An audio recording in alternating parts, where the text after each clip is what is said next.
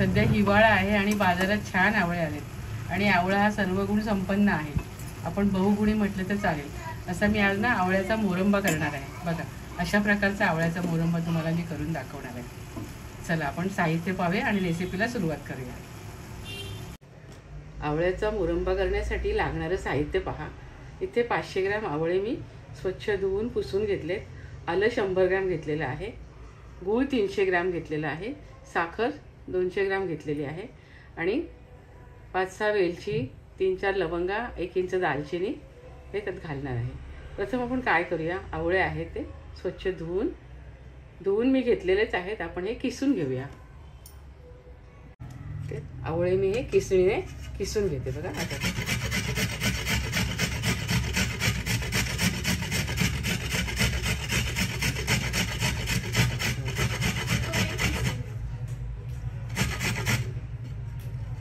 अशा प्रकारे मी सर्व आवळे किसून घेते. इथे बघा मी आवळा किसून घेतलेला आहे. आलं पण किसून घेतलेलं आहे. आता आपण आवळ्याचा मोरंबा करायला घेऊया. इथे कढईमध्ये 1 चमचाभर तूप घेतलंय.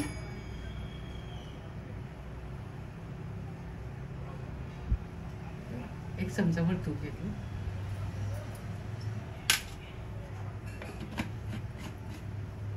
तुपावर वेलची, दालचिनी आणि या लवंगा घालूया.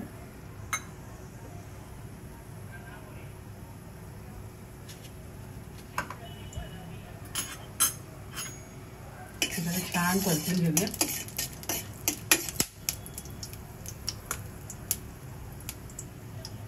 आता आपण यावर आवळा घालूया.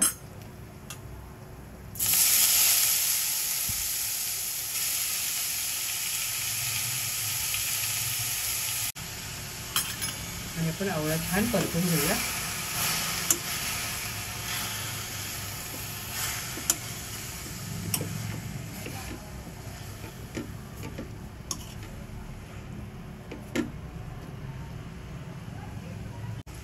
इथे बघा आवळा मी छान परतून घेतलाय.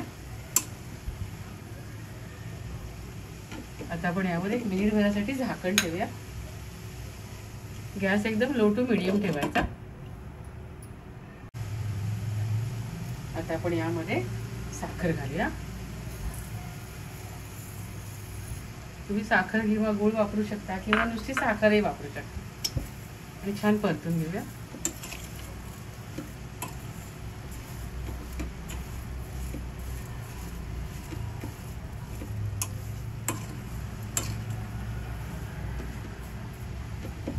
आणि पुन्हा आपण याच्यावर मिनिटभरासाठी झाकण ठेवूया.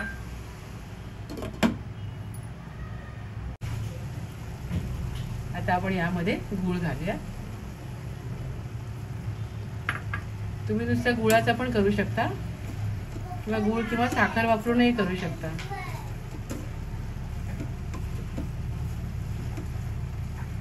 आणि आता झाकण ठेवायचं नाही, असं ओपनच आपण त्याला शिजून देऊया. इथे बघा आपला आवळ्याचा मोरंबा बसा एकजीव व्हायला लागला. पाक पण झाला याचा आणि छान झाला. आता आपण त्याच्यावर थोडंसं मीठ घालूया.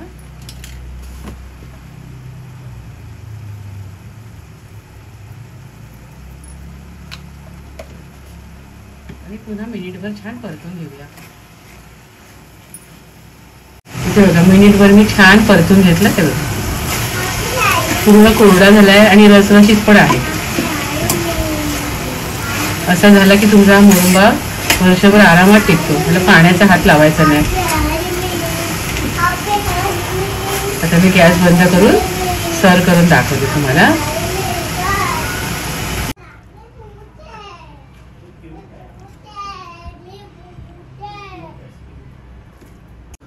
इथे छान असा आवळ्याचा मोरंबा मी बनवलेला आहे. खूप छान झालाय. तुम्ही सुद्धा अशा प्रकारे छान मोरंबा करून खा. सध्या हिवाळा आहे. करून खात राहा, आनंदी राहा, स्वतःची काळजी घ्या आणि माझे व्हिडिओ पाहत राहा. शेअर करा, लाईक करा, आठवणीने सबस्क्राईब करा. धन्यवाद.